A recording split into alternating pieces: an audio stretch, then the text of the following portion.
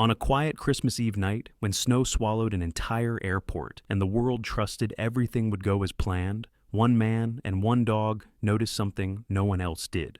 There were no screams, no alarms, no warning lights, just a single pause, 4 steady paws, and a decision that would decide the fate of hundreds of lives. What happens when danger hides behind a trusted uniform and only instinct dares to stop it? Stay with this story until the end, because what unfolds is not just about courage, but about the quiet miracles that still walk beside us. Tell us in the comments where you are watching from this Christmas season, and if stories of loyalty and hope move your heart.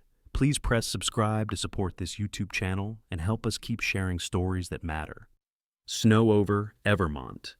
It began as a courteous flurry in the late afternoon, the kind of snow that looks harmless enough to belong on a postcard. But by Christmas Eve night, it had thickened into a quiet conqueror and laid its white hand over Evermont, a mountain-shouldered city whose airport sat at the edge of town, like a lantern held up to the wilderness. Evermont International was bright with holiday lights and patient announcements, yet the weather pressed against the glass in steady waves, muffling the runway and softening the world until even sound seemed to wear mittens. Outside, plows crawled like tired beetles, pushing drifts into ridges, while inside, garlands and red bows tried their best to pretend that human cheer could negotiate with winter. The air smelled of coffee, jet fuel, cinnamon pretzels, and damp wool. Somewhere a choir recording floated from ceiling speakers, and it felt almost funny in a bitter-sweet way how angels and music always sound warm, even when the ground is a sheet of ice. Officer Daniel Brooks stood at the crew screening checkpoint, a post assigned to him because holiday nights invited 2 kinds of trouble: the loud kind that wanted attention, and the quiet kind that preferred to wear a uniform and smile. Daniel was 38, tall in a contained way rather than a showy one, with a build earned by years of equipment belts, winter patrols, and not sleeping enough. His face had the weathered look of someone who had spent too many hours under fluorescent lights, and too many nights watching snow fall without feeling its beauty. Dark hair, kept short because anything longer would become a problem in a struggle, and eyes the color of storm water, watchful and calm until they were not. He carried himself with the steady discipline of a man who had learned the hard lesson that panic is contagious, and someone has to be immune. The badge on his chest read, Brooks, and the rest of him read like a story about duty. Shoulders squared, breath measured, hands that rarely fidgeted, because fidgeting suggested uncertainty. And uncertainty in a checkpoint was like lighting a match in a room full of fumes. He was polite with people, but not tender. He had been tender once, years ago, before a call he would never describe in detail had taught him that tenderness without boundaries could get someone hurt. Since then, he kept his compassion in a locked drawer and opened it only when it mattered. Tonight, it mattered.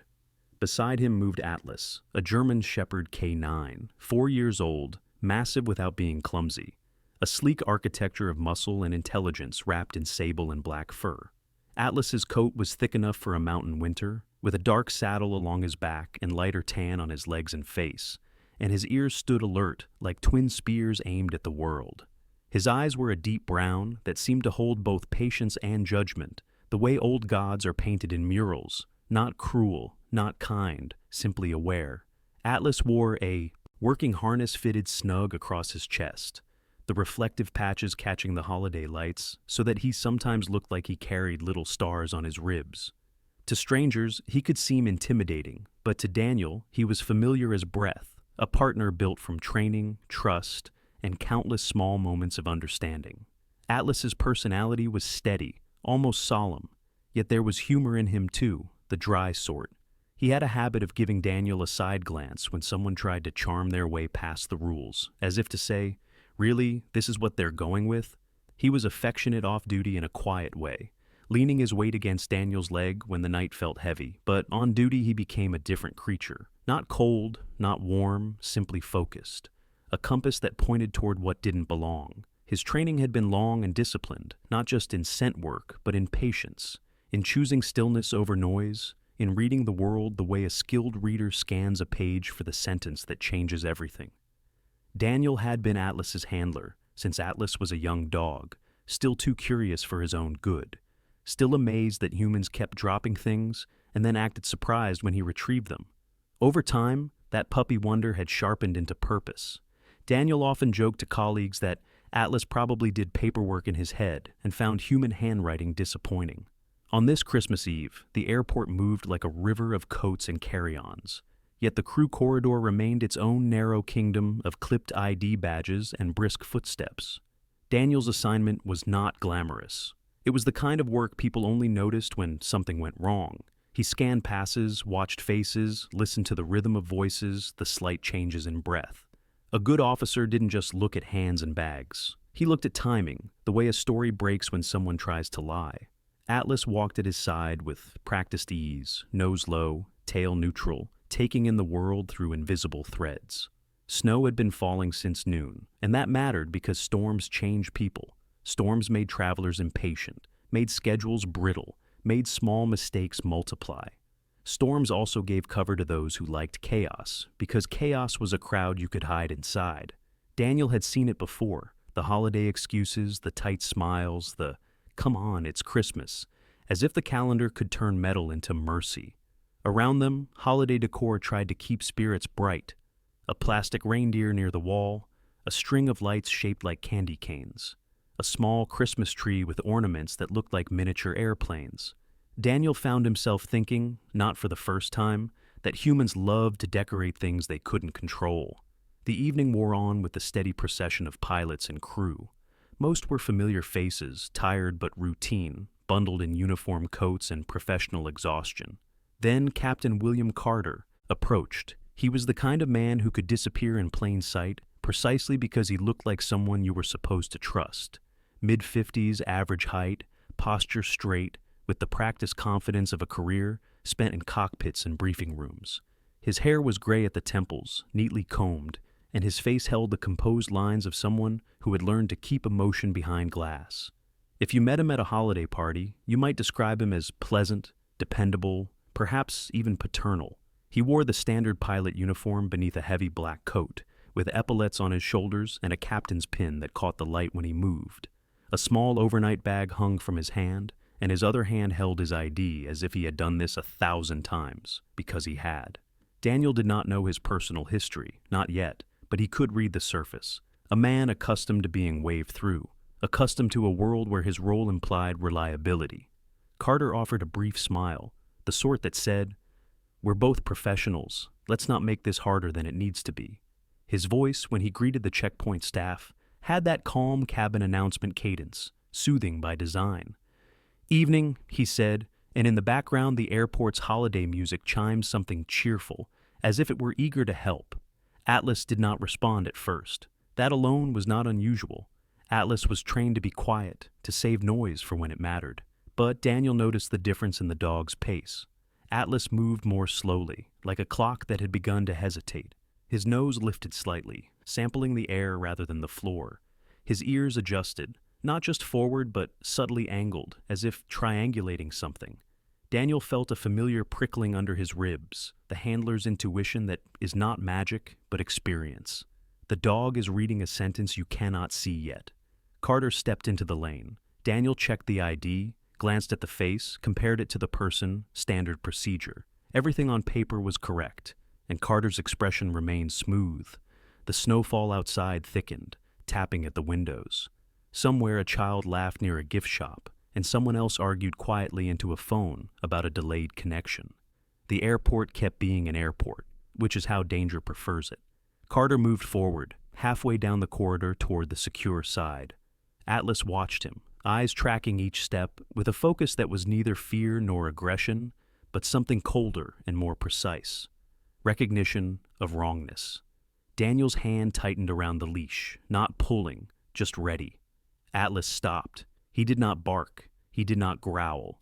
He simply planted his paws and became a statue in the middle of motion, his chest rising with controlled breaths. In the language of working dogs, silence could be louder than thunder. Daniel's heart gave one heavy beat, the way a drum sounds before a battle you didn't plan. Carter took another step, then noticed the stillness behind him. He turned his head slightly, brow knitting in mild annoyance, the kind that pilots reserve for turbulence and paperwork. "Is your dog okay?" he asked, and his tone carried a faint edge, not sharp enough to offend, but sharp enough to cut.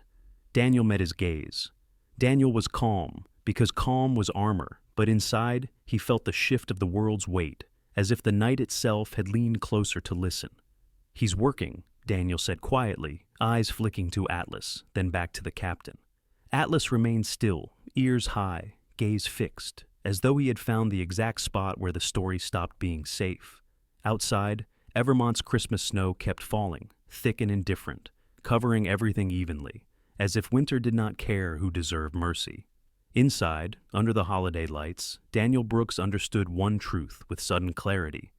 In a place built on schedules and trust, the smallest pause could mean everything, and the four paws beside him had just placed a firm, silent hand on the future. If Evermont International had a heartbeat, it lived in moments like this, when motion hesitated but did not yet stop, when hundreds of small lives continued forward while one unseen thread pulled tight beneath the surface. Snow pressed harder against the terminal windows, turning the outside world into a blur of white and amber runway lights, as if the city itself were holding its breath. Inside the crew corridor, the pause created by one German shepherd felt strangely louder than the holiday music drifting faintly from the main hall. Officer Daniel Brooks did not move at first. Years of training had taught him that the fastest way to lose control of a situation was to rush toward it. He stood tall, shoulders relaxed but ready, his gloved hand firm on Atlas's leash. Daniel's face showed no alarm, only professional neutrality. Yet his mind was already replaying countless past calls where something small and quiet had been the only warning before everything went wrong. He trusted Atlas not because the dog was infallible, but because Atlas had never stopped for nothing. Atlas remained planted, paws square on the polished floor, his body angled slightly toward Captain William Carter.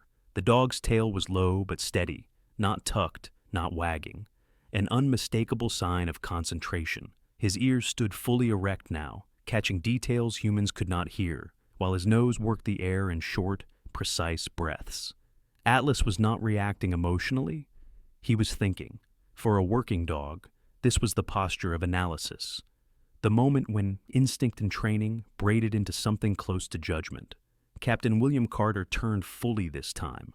Under the corridor lights, the faint lines around his eyes deepened, and the controlled calm of his expression fractured just enough to reveal irritation. He was a man unaccustomed to interruption, especially by forces that did not speak his language of authority and rank. "Officer," he said, voice clipped but still polite. "My crew is already seated. We're on a tight window. Is there a problem?" Daniel met his gaze evenly. "Just a brief check," he replied. His voice was calm, almost gentle, the way one speaks to avoid turning curiosity into confrontation. Daniel had learned long ago that power often revealed itself through impatience. People who believed they deserved speed usually reacted poorly to delay. Atlas took a single step forward, then stopped again, positioning his body directly across the path Carter intended to take. It was not aggressive, it was deliberate, like a door quietly closing. Daniel felt the shift ripple outward. A nearby flight attendant, female, early 30s, slim build, hair tucked neatly beneath her winter cap, paused and glanced over. Her name badge read, Sarah Mitchell. She had the weary kindness common among crew members working holidays, the kind of person who smiled at nervous passengers and absorbed frustration without complaint. She hesitated now, concern flickering across her face, but she did not intervene. She sensed instinctively that this was not her moment. "Is your dog trained for explosives or narcotics?" Carter asked, forcing a small smile that did not reach his eyes. His grip tightened subtly on the strap of his overnight bag. Daniel noticed how his knuckles blanched, how his shoulders lifted just a fraction, as if preparing for resistance. These were not crimes. They were tells. Daniel cataloged them silently, the way a fisherman notes changes in current. "Both," Daniel said, "and for behavior." That answer earned a sharper look. "Behavior?" Carter repeated. "People," Daniel clarified. "Dogs read them better than we do." A murmur of discomfort passed through the nearby crew. Someone sighed, someone else checked a watch. Christmas Eve was not forgiving of inconvenience. Overhead, the announcement system chimed softly with an update about weather delays, the cheerful voice starkly at odds with the tension pooling in the corridor. Atlas's breathing quickened slightly. He leaned forward, nose lifting toward Carter's chest. then toward the bag, then back again. Daniel could almost feel the dog's thoughts, though he knew better than to anthropomorphize too much. Atlas was following a trail that did not exist on the floor, something faint, something carried by fabric and skin. "Sir," Daniel said evenly, "I'm going to need you to step aside for a secondary screening. It won't take long." Carter exhaled through his nose, a controlled release that sounded practiced. "This is unnecessary," he said. "I've been flying out of this airport for 23 years. And tonight," Daniel replied, "you'll help us keep it safe for another 23. For a moment, Daniel wondered if Carter would refuse outright. That would have simplified things. Instead, Carter nodded stiffly, the motion of a man choosing compliance not because he agreed, but because he believed he could manage the outcome. "Fine," he said, "but you're delaying more than just me." As Carter stepped toward the secondary screening room, Atlas finally moved with him, posture still tense but controlled. Daniel followed, aware of eyes on his back, aware of the quiet judgment that always accompanied these moments. He had learned not to mind it. Most people only saw the inconvenience. They never saw the disasters that didn't happen. The secondary screening room was colder than the corridor, all white walls and bright lights, designed to reveal everything and comfort nothing. Carter set his bag on the table with a little too much force, then folded his arms across his chest. Under the lights, Daniel could see the fine sheen of sweat at Carter's temples, despite the cold. Atlas circled slowly, nose close to the floor, then lifting, sampling the air like a scientist repeating an experiment. A security supervisor entered, male, early 40s, stocky build, expression already tight with fatigue. He glanced at the clock mounted above the door. "Daniel," he said quietly, "we're backed up." "I understand," Daniel replied without looking away from Atlas. The supervisor's eyes flicked to Carter, then to the dog. "We need cause." Daniel did not argue. He waited. Atlas stopped suddenly beside the table, head lifting toward the pilot's uniform coat draped across a chair. His ears angled sharply forward. He inhaled again, longer this time, then released a low sound deep in his chest. Not yet a growl, but a warning note. Daniel's pulse slowed. This was the sound he trusted more than paperwork. Atlas rose onto his hind legs briefly, placing his front paws against the edge of the table, nose hovering inches from the left side of Carter's coat collar. He froze there, breath held, then dropped back down and sat abruptly, eyes locked on the garment. That was the signal. Daniel stepped closer and examined the coat. To the naked eye, it was immaculate, crisp fabric, precise stitching, nothing out of place. He ran his gloved fingers along the collar seam. The material felt slightly stiffer there, the thread tighter, as if someone had worried the fabric into submission. "Run a scan," the supervisor said, trying to keep irritation out of his voice. The handheld scanner passed over the coat once. Nothing. Again. Still nothing. "See?" Carter said, a brittle edge creeping into his tone. "False alarm," Atlas growled. It was not loud. It did not echo, but it cut through the room like a blade. Every human in the space felt it in their spine. Daniel straightened. "Advanced scan," he said firmly. The supervisor hesitated, then nodded. "Do it." When the imaging appeared on the screen moments later, the room fell silent. Embedded within the collar lining was a wafer-thin electronic component, nearly invisible by design, sewn so carefully that it mimicked structural reinforcement. It was elegant in its cruelty. Outside the small window, snow continued to fall over Evermont, gentle and relentless. Somewhere in the distance, church bells began to ring, announcing midnight, announcing Christmas. Daniel closed his eyes briefly, not in relief, but in acknowledgement. Atlas sat at his side, calm once more, as if the world had snapped back into proper alignment. The pause had meant everything. The room did not explode into panic when the image appeared on the screen. That was the first thing Officer Daniel Brooks noticed. Instead, the silence thickened, heavy and deliberate, the kind of quiet that settles when everyone understands that shouting will not make the truth go away. Snowlight filtered faintly through the narrow window, reflecting off the polished floor, while the advanced scanner's display glowed with unforgiving clarity. The object embedded within the collar lining was thin as a pressed leaf, its circuitry arranged with elegant cruelty, designed not to announce itself, but to survive casual scrutiny. Daniel felt the familiar narrowing of focus that came when a moment crossed from suspicion into fact. His posture did not change, but something inside him locked into place. He had learned, years earlier, that the most dangerous moments were not when people ran or screamed, but when they realized they were caught and began to calculate what came next. Captain William Carter stood motionless, arms still folded, gaze fixed on the screen. Up close, the details of him sharpened. He was not a reckless man. His uniform was immaculate, his shoes polished despite the snow outside, his hair combed with the same care he likely gave to pre-flight checklists. He had the posture of someone who believed in systems, who trusted that if he followed rules long enough, they would eventually protect him. That belief had shaped his personality over decades, turning him into a man who valued order and invisibility more than connection. Now that belief flickered, just briefly, as his eyes betrayed a flash of disbelief. Then something colder, something resigned. The security supervisor stepped closer to the screen. He was a practical man, built solidly, the kind of person who had worked his way up by solving problems without ceremony. His name was Mark Henson, though few people used it. Most simply called him Sir.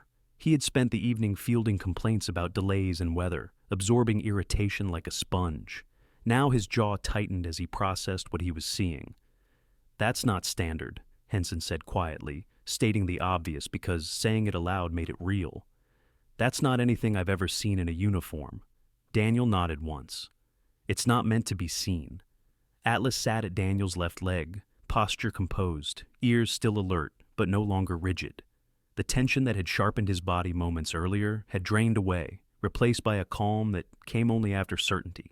Atlas's role was finished for now. He had found the wrong note in the music. It was up to humans to deal with the consequences. His eyes moved between Daniel and the others, patient, as if he understood that the world needed a few seconds to catch up to what he already knew. Henson turned toward Carter. "Captain, I'm going to ask you to remain here while we secure this area." Carter's lips pressed into a thin line. He did not argue. That too told Daniel something. People who believed they could talk their way out usually tried. Carter's compliance suggested a man who understood the weight of evidence and had long ago accepted the cost of being discovered. "This is a mistake," Carter said finally, though the words lacked conviction. His voice was steady but empty, as if he were reciting a line he no longer believed. "That jacket hasn't left my sight." Daniel met his eyes. "Then you won't mind if we look a little closer." They handled the uniform with care, gloved hands tracing seams, documenting every step. The fabric was cut open just enough to extract the device without damaging it. Up close, the craftsmanship was undeniable. Whoever had built it understood aviation materials, understood how inspections worked, understood how to hide in the blind spots of trust. Daniel felt a familiar chill. Not fear, but anger. Anger at the patience required to build something like this, at the planning it represented. This was not desperation. This was intent. A technician arrived, a younger man with sharp eyes and a precise manner, the kind of specialist who spoke little because his work spoke for him. He examined the device, nodding slowly. "Remote capable," he said. "Encrypted receiver. Whoever placed this knew exactly what they were doing." Henson exhaled. "And if it hadn't been found," the technician did not look up, "then you'd be having a very different Christmas." Outside the room, the airport continued its uneasy rhythm. Passengers shifted in their seats, unaware of how close their holiday plans had come to erasure. A recorded carol played faintly through the walls, its cheerfulness now sounding almost defiant. Daniel thought about how many people believed safety was a natural state, something that simply existed, rather than a fragile condition maintained by constant vigilance. Carter finally moved, unfolding his arms and resting his hands on the table. They trembled slightly now. The mask was slipping. "You don't understand," he said, and for the first time, his voice carried emotion. Not anger, not fear, but exhaustion. "You think this is about me wanting something. It isn't." Henson's gaze hardened. "Then help us understand." Carter looked down at the table, at the place where his uniform had been dissected. He swallowed. "You won't let the flight leave anyway," he said, "so it doesn't matter what I say." Daniel watched him carefully.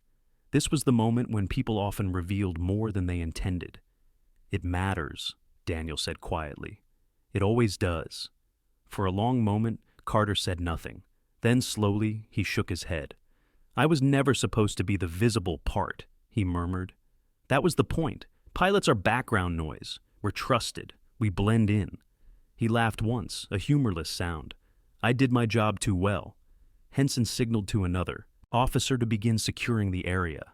"Evacuate the aircraft," he ordered into his radio. "Quietly, weather delay explanation only, no panic."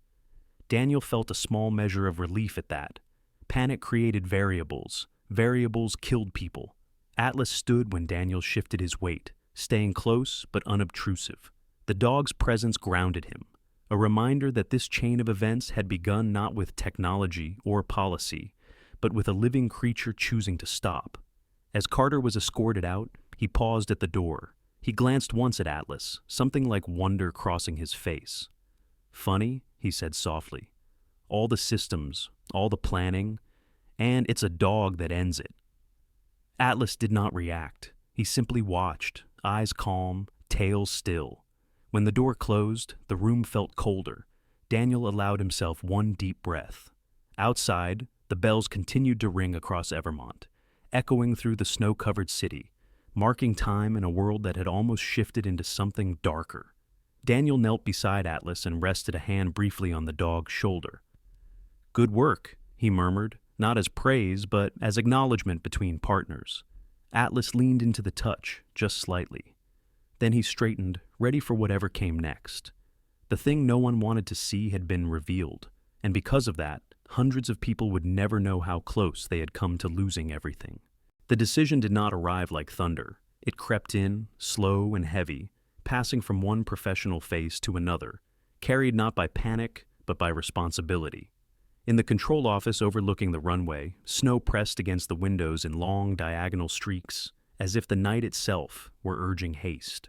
Evermont International was no longer merely delayed. It was suspended between what had been planned and what now had to be prevented. Officer Daniel Brooks stood slightly apart from the cluster of supervisors and airline representatives, his posture straight, his hands resting loosely near Atlas's harness. Daniel understood this kind of silence. It was the silence of people measuring consequences, of careers weighed against lives. No one wanted to be the person who grounded a fully boarded aircraft on Christmas night.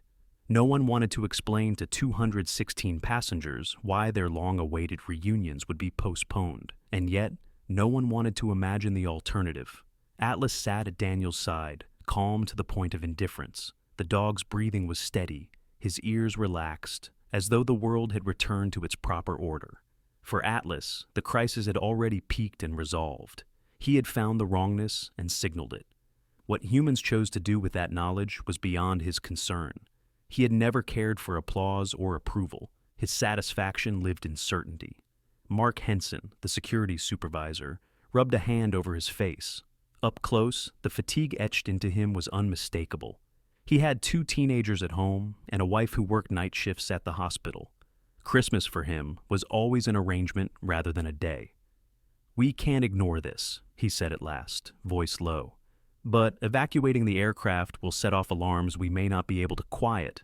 The airline operations manager, a woman in her late 40s named Linda Shaw, folded her arms tightly across her chest. She was impeccably dressed, hair pinned back, every detail controlled. She had built her career on efficiency and damage control, and tonight threatened both. "We've already delayed this flight twice because of weather," she said. "People are exhausted. Families are waiting." Daniel stepped forward then. He did not raise his voice. He did not dramatize.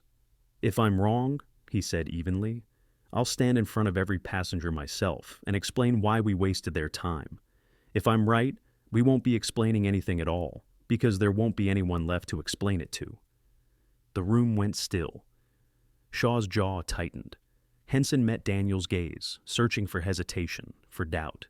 He found none. Daniel had learned long ago that leadership was not about certainty of outcome, but certainty of values. "Begin evacuation," Henson said finally. "Controlled, quiet." The words moved like a switch being thrown. Radios crackled, protocols activated. Outside, ground crews were instructed to halt. Operations. Inside the terminal, announcements framed the delay as weather-related, carefully neutral, deliberately vague. Passengers groaned, muttered, sighed. A few argued, most complied, shepherded by flight attendants whose smiles now carried an undercurrent of strain. Atlas rose as Daniel did, matching him step for step as they moved toward the aircraft. The jet loomed large through the glass, its body dusted with snow, lights glowing softly like a resting animal, unaware of what had almost been placed inside it. Daniel felt a strange surge of anger then, not at Carter, not yet, but at the sheer intimacy of the threat. This machine was designed to carry people safely through the sky. Someone had turned it into a weapon by hiding poison in its bones.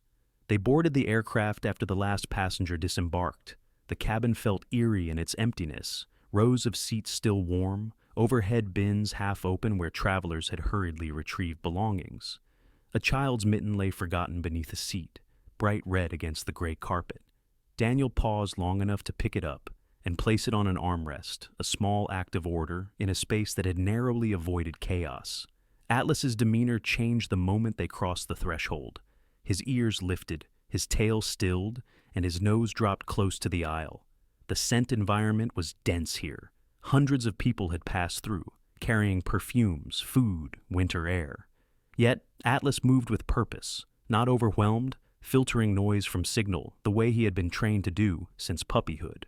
His gait slowed near the front of the cabin. "Easy," Daniel murmured, though Atlas needed no encouragement. They reached the cockpit. The instruments were dark now, silent, the pilot's seats empty. Snowlight filtered faintly through the windshield, casting pale reflections across the panels. Atlas hesitated at the threshold, then stepped inside, nostrils flaring. He stopped, not at the controls, not at the walls, under the co-pilot's seat. Atlas sat down abruptly, posture rigid. Then he barked, once sharp and unmistakable. Daniel felt the moment lock into place, the way a final piece clicks into a puzzle. He crouched and peered beneath the seat. At first glance, there was nothing unusual. Wiring, metal supports, the ordinary anatomy of a cockpit chair. But Atlas's focus did not waver. He leaned forward, nose nearly touching the frame, breath steady, unwavering. "Bomb tech," Daniel said into his radio. "Cockpit, co-pilot seat." The minutes that followed stretched thin and fragile. The specialist arrived, movements precise, face set in professional neutrality. Tools emerged, panels were removed, and then it was there. A compact device nestled deep within the seat's structure, wired cleanly into the aircraft's systems, hidden with chilling competence. Unlike the collar device, this one was unmistakably lethal, a remote-triggered explosive, calibrated to detonate at cruising altitude, where the sky itself would become a weapon. The technician straightened slowly. "This would have compromised flight controls," he said quietly. "Total loss." Daniel closed his eyes for a heartbeat. He pictured the families he had seen earlier, the elderly couple holding hands, the young soldier flying home on leave, the mother rocking a restless toddler. He imagined the suddenness, the confusion, the absence of warning. His stomach clenched. Outside, snow continued to fall over Evermont, indifferent and beautiful. The city would wake in the morning to Christmas light and untouched headlines, never knowing how close it had come to morning. Atlas remained seated, as if guarding the truth until humans were ready to accept it. Daniel reached out and rested a hand against the dog's chest, feeling the steady rhythm of his heart. 4 paws. That was all it had taken. 4 paws and a refusal to move. By the time the cockpit was secured and the threat neutralized, dawn was hinting at the horizon, a pale promise beyond the storm. The aircraft would not fly that night. No one would complain once the truth emerged, though few would ever know the details. The official story would be weather, maintenance, caution. The real story would belong to those in the room, and to one dog who had listened when the world was too loud. Daniel walked Atlas back through the empty cabin. The forgotten mitten still rested on the armrest. He picked it up again and tucked it into his pocket, intending to return it to Lost and Found. It seemed important somehow, that small things find their way back to where they belonged. As they exited the aircraft, Daniel looked once more at the quiet cockpit, at the seat that had nearly become a grave. He felt no triumph, only gratitude, and a sober understanding that safety was never guaranteed, only earned, moment by moment, by those willing to stop when everything else demanded motion. Atlas walked beside him, tail swaying gently now, mission complete. He did not know what a flight was, or what Christmas meant, but he knew danger, and he knew when to sit, when to bark, and when to refuse to let the world continue on its careless path. That night, a plane stayed on the ground, and because of that, hundreds of lives continued forward, unbroken, into the quiet morning snow. By the time Captain William Carter was escorted from the secure wing, Christmas had fully crossed its invisible threshold. Midnight had passed. Snow still fell, but softer now, as if the storm had spent its fury elsewhere. Evermont slept beneath a white hush, unaware that the night had nearly rewritten its memory.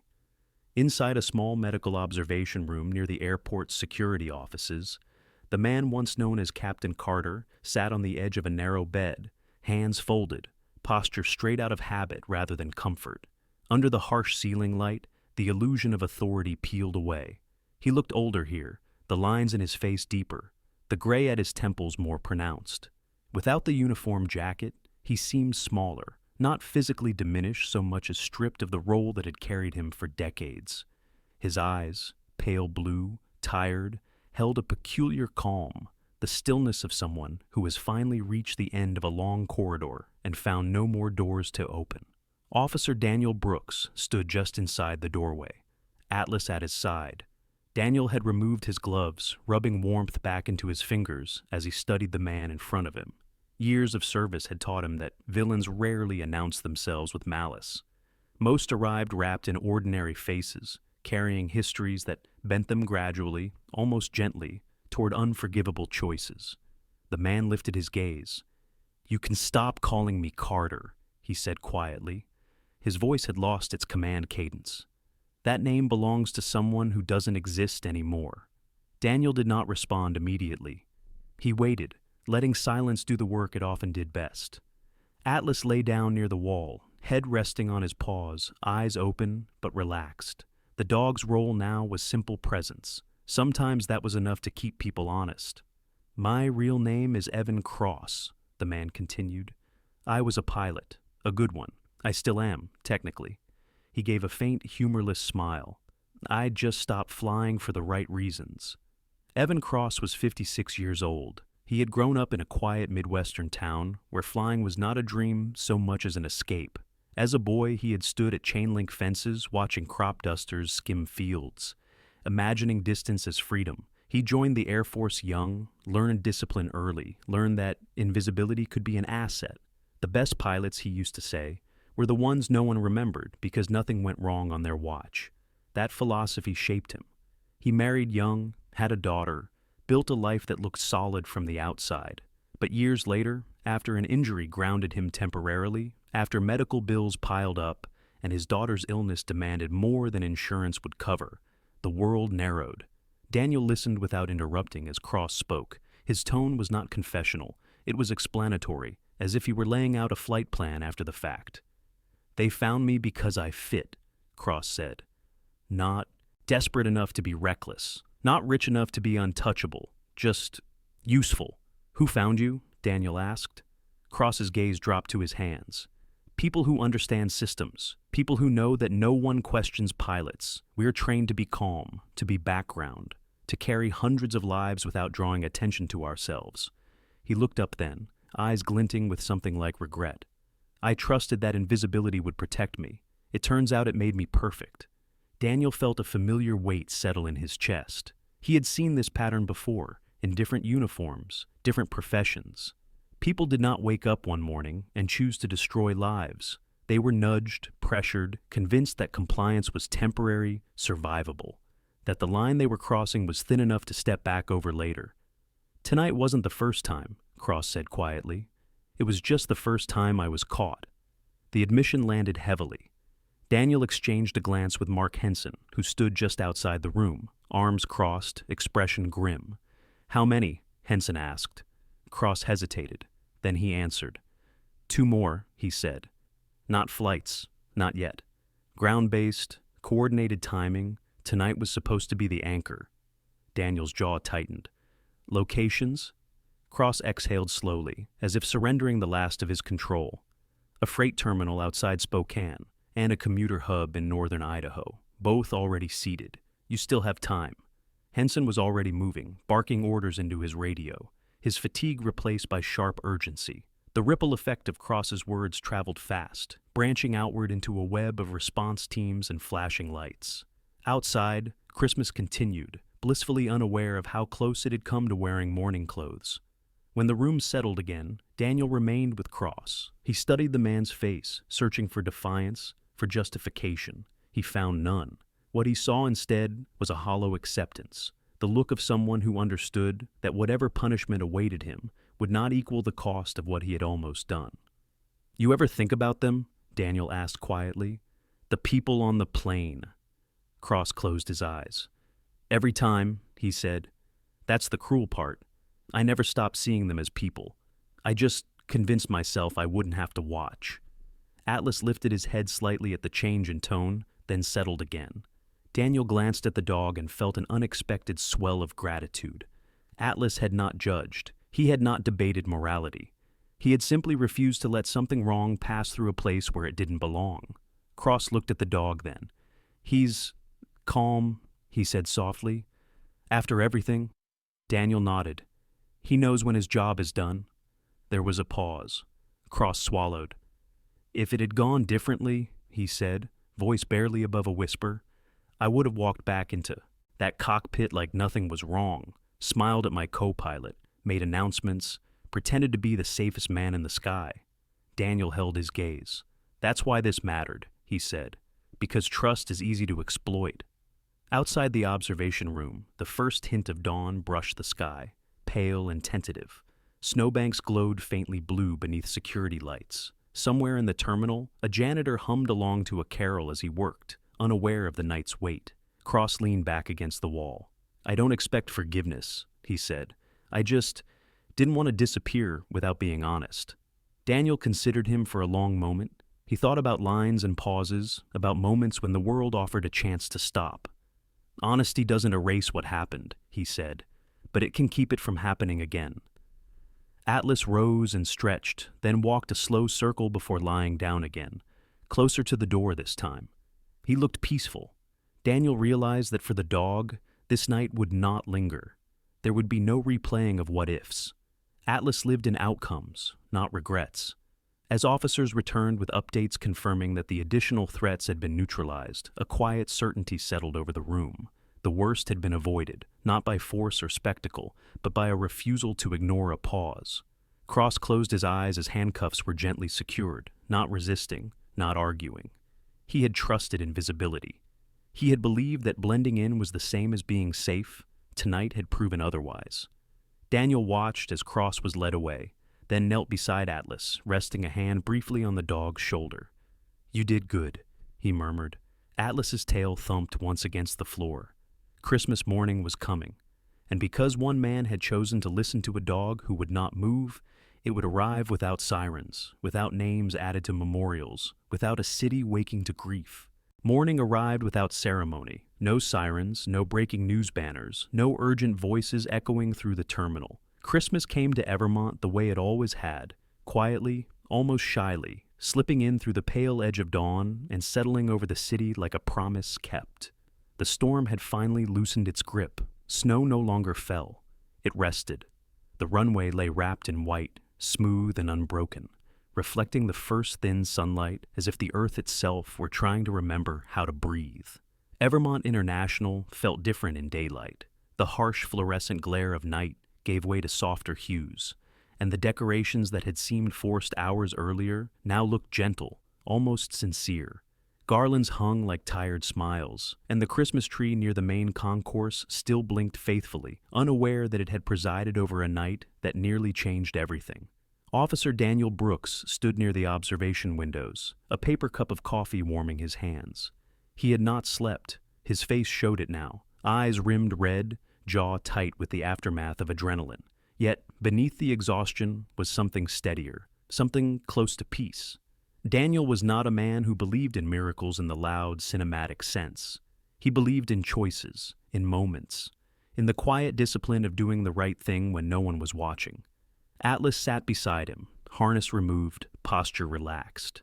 Without his working gear, the German Shepherd looked slightly different, less official, more animal, though the intelligence in his eyes never dimmed. At 4 years old, Atlas was in his prime, broad chest rising and falling in an easy rhythm, fur still faintly damp from melted snow.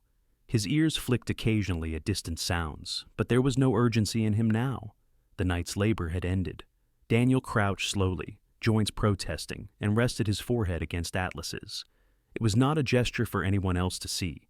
It was private, instinctive, the kind of connection that did not require words. Atlas accepted it without moving, breathing evenly, as if this too were part of the job. "Thank you," Daniel whispered. Atlas's tail wagged once. Just once. He did not lick Daniel's face or fidget. He had never been a demonstrative dog. His affection lived in presence, not performance. Across the terminal, a family stood near a boarding gate, wrapped in coats and relief. A middle-aged man held his wife close, his chin resting against her hair. She was small, silver-haired, bundled in a knitted scarf that looked handmade. Their grandson, no more than 6, leaned heavily against her side, sleep finally claiming him. His sneakers dangled just above the floor, one lace untied. They had been on the delayed flight. They would never know how close their holiday had come to ending before it began. A few rows away, Sarah Mitchell, the flight attendant from the night before, handed out cups of hot chocolate to stranded passengers. Her smile was tired but genuine. She moved with the practiced grace of someone who had learned how to hold calm for others even when her own reserves ran low. She caught Daniel's eye briefly and nodded, not a question, not gratitude, just acknowledgement between professionals who had shared a moment that did not belong to words. Outside, another plane taxied slowly, its engines humming with restrained power. This one would take off. This one would carry its passengers safely through the thinning clouds and into a Christmas morning that smelled of pine and coffee and second chances. Daniel straightened and looked out over the runway. Snowplows had done their work, carving dark paths through white, restoring order with methodical patience. It struck him then how similar that was to what Atlas had done, clearing a path not by force, but by refusal, by stopping when everything else demanded motion. His radio crackled softly. The voice on the other end was calm, professional. "Additional sites secured," it said. "No casualties, all threats neutralized." Daniel closed his eyes for a moment. He did not feel triumph. He felt release. The kind that comes after holding a door shut through a storm and finally realizing the wind has passed. Atlas shifted beside him, standing and stretching, back legs extending, tail curling slightly as tension worked its way out of muscle and bone. Then he sat again, closer this time, leaning lightly against Daniel's knee. It was an unspoken check-in. "Are we done? Are we safe?" "For now," Daniel murmured. They walked slowly toward the exit, passing through the terminal as it woke fully into the day. Cleaning crews moved methodically, erasing the night's footprints. A janitor hummed an old carol, off-key but content. The lost and found desk was already open. Daniel paused to place the red mitten he had found on the aircraft into a small plastic bin. The clerk thanked him, unaware of the symbolism Daniel felt settle quietly into his chest. Small things returned. Order restored. Outside, the cold air bit sharply, clean and honest. Daniel inhaled deeply. Snow crunched under his boots. The city of Evermont lay beyond the airport fence, rooftops white, chimneys smoking gently, streets still and waiting. Somewhere, church doors were opening. Somewhere else, a lonely diner was pouring its first cup of coffee for travelers who would tell stories about delays and weather, never knowing what had been rewritten behind the scenes. Daniel knelt once more, adjusting Atlas's collar. The dog looked up at him, head tilted slightly, eyes warm and unreadable. "You don't know it's Christmas," Daniel said quietly. Atlas blinked. "But you know when to stop a man," Daniel continued, "and that's enough." Atlas's ears twitched at the sound of Daniel's voice, but he did not need to understand the words. He understood tone. He understood calm after danger. He understood that the world had aligned again, at least for a while. As the sun climbed higher, its light caught on the snow and turned the airport into something almost beautiful.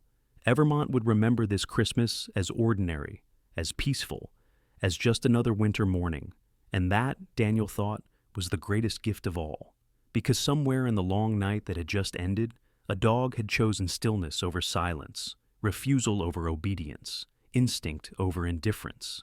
And because of that choice, hundreds of people would arrive home, unwrap presents, hold each other close, and never know how fragile the world had been beneath their feet. Christmas morning passed quietly over Evermont, just as it should. In the quiet ending of this story, we are reminded that God's miracles do not always arrive with thunder or signs in the sky. Sometimes they come through a loyal dog that refuses to move, through a tired man who chooses to listen, and through a single moment where doing the right thing matters more than convenience. In our daily lives, we also face moments when it feels easier to hurry past a warning, to ignore a feeling, to trust that everything will somehow be fine. But God often speaks softly through conscience, through instinct, and through the courage to stop when others keep going. If this story touched your heart, please share it with someone who may need hope today. Leave a comment and tell us where you are watching from. And if you believe that God still sends quiet miracles into our everyday lives, please type Amen in the comments. May God bless you and your family with peace, protection, and guidance in every season.